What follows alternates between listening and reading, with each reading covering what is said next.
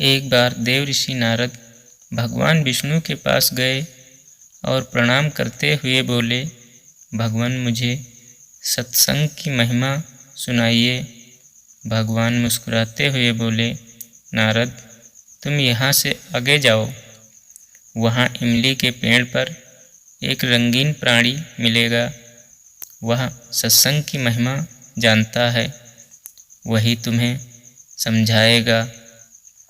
नारद जी खुशी खुशी इमली के पेड़ के पास गए और गिरगिट से बातें करने लगे। उन्होंने गिरगिट से सत्संग की महिमा के बारे में पूछा। सवाल सुनते ही वह गिरगिट पेड़ से नीचे गिर गया और झटपटाते हुए प्राण छोड़ दिए।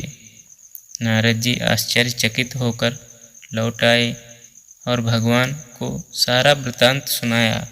भगवान ने मुस्कुराते हुए कहा, इस बार तुम नगर के उस धनवान के घर जाओ और वहाँ जो तोता पिंजरे में दिखेगा उसी से सत्संग की महिमा पूछ लेना।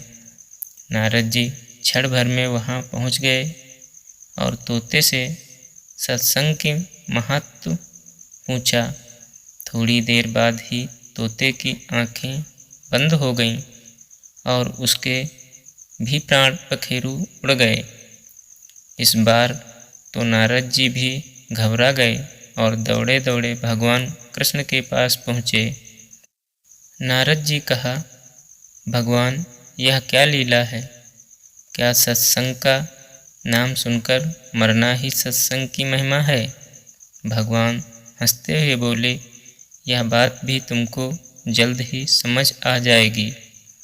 इस बार तुम नगर के राजा के महल में जाओ और उसके नवजात पुत्र से अपना प्रश्न पूछो। नारद जी तो थरथर कांपने लगे और बोले, अभी तक तो पक्षी ही अपने प्राण छोड़ रहे थे, इस बार अगर वह नवजात राजपुत्र मर गया तो राजा मुझे जिंदा नहीं छोड़ेगा। भगवान ने नारद जी को अभय दान दिया। नारद जी दिल मुट्ठी में रखकर राजमहल में आए। वहाँ उनका बड़ा सत्कार किया गया। अब तक राजा को कोई संतान नहीं थी, अतः पुत्र के जन्म पर बड़े आनंदोल्लास से उत्सव मनाया जा रहा था। नारद जी ने डरते डरते राजा के पुत्र के बारे में पूछा। नारद जी को राजपुत्र के पास ले जाया गया।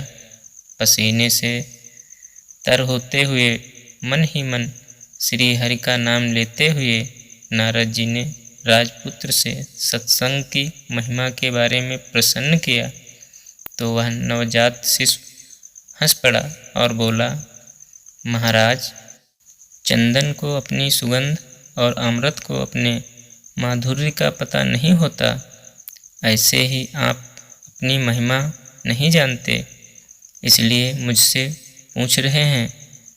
वास्तव में आप ही के क्षण मात्र के संग से मैं गिरगिट की योनि से मुक्त हो गया और आप ही के दर्शन मात्र से तोते की क्षुद्र योनि से मुक्त होकर इस मनुष्य जन्म को पा सका।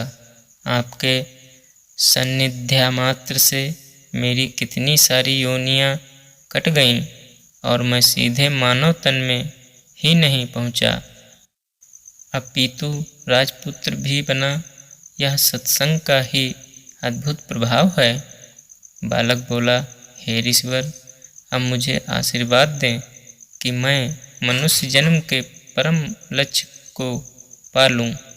नारद जी ने खुशी खुशी आशीर्वाद दिया और भगवान श्री हरि के पास जाकर सब कुछ बता दिया। भगवान ने कहा, सचमुच सत्संग की बड़ी महिमा है।